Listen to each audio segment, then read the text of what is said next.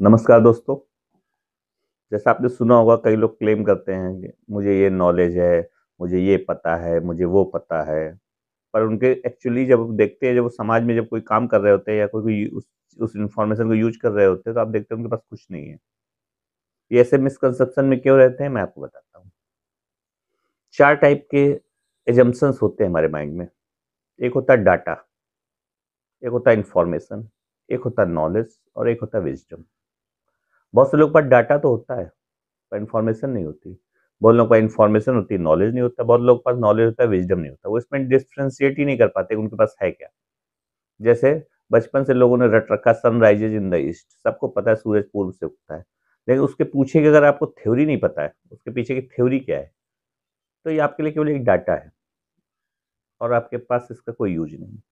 लेकिन आपने उसकी अगर थ्योरी को समझ लिया, कैसे उगता है, क्या होता है, जैसे आपने किताबें पढ़ी जहाज उड़ाने के बारे में, आपने 10 किताबें पढ़ी जहाज कैसे उड़ता है, आपने उसकी पूरी साइंस समझ ली, उसके पीछे की फिज़िक्स समझ ली जहाज कैसे उड़ता है, तो ये अब आपके पास इन्फॉर्मेशन है।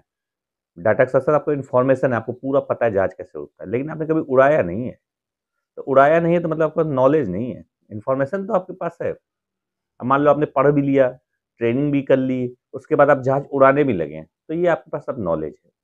आप जहाज उड़ा रहे हैं, जहाज आप लैंड कर रहे हैं, ये आपके पास नॉलेज है।